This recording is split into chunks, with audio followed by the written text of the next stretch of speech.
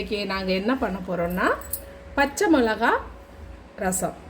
இது எங்கள் ஊரில் செய்வாங்க. ஆனால் பச்சை மிளகுக்கு பதிலாக ஒரு தொண்டை மிளகுன்னு சொல்லி இருக்கும், அது வச்சு தான் செய்வாங்க. ஆனால் நான் இங்கே சென்னையில் அது கிடைக்காது, அதனால பச்சை மிளகா வச்சு செய்யும்.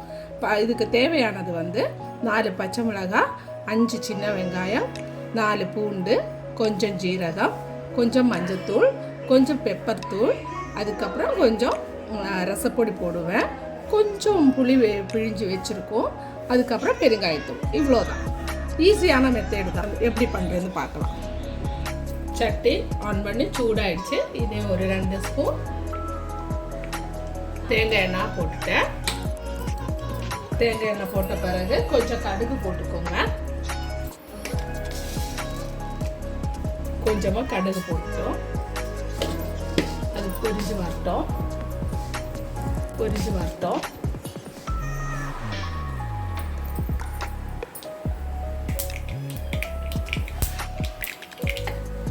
கொஞ்சம் ஜீரகம் போட்டுக்கோங்க. அதுக்கப்புறம் பூண்டு போட்டுக்கோங்க. அதுக்கப்புறம் சின்ன வெங்காயம், அதுக்கப்புறம் பச்சை மிளகாய்,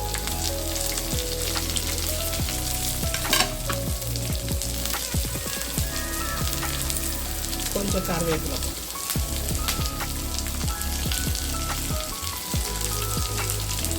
அதை வதக்கி நல்லா வதக்கிடுங்க. கொஞ்சம் எண்ணெய் ஊற்றினா போதும்.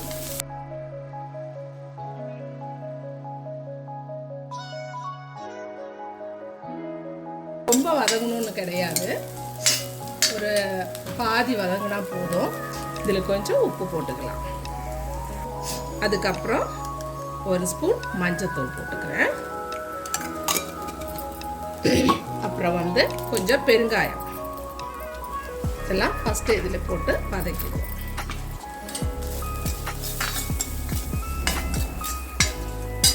பெப்பர் கொஞ்சம் காரத்துக்கு 1 ஸ்பூன் பெப்பர் தூள். இந்த புளித்தண்ணி கரைச்சி வச்சிருக்கிற இந்த புளித்தண்ணியை ஊற்றிடுவோம்.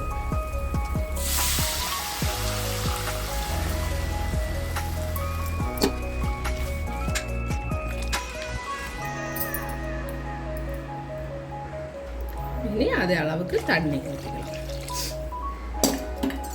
உப்பு பார்த்துட்டு புளிப்பு எப்படி இருக்குன்னு பார்த்து, புளிப்பு கொஞ்சம் ஓவராக இருந்தால் தான் அதுக்கேற்ற மாதிரி தண்ணி ஊற்றிக்கோங்க. கொஞ்சோண்டு ரசப்பொடி போட்டுக்கிறேன். அவ்வளோ, மீதி எதுவுமே இல்லை. இது ஈஸியான ஒரு ரசம். எங்கள் ஊரில் எல்லாருமே செய்வாங்க. பச்சை மிளகாய் ரசம்னு சொல்லுவாங்க. கொதிக்கணும். கொதிச்சிடுச்சு. இந்த ரசம் மட்டும் கொஞ்சம் கொதிக்கணும், ஏன்னா வெங்காயத்தின் மணம்லாம் அந்த ரசத்தில் இருந்து கொஞ்சம் கொத்தமல்லி கரைச்சி இன்னி ரசம் எடுத்துக்கலாம்.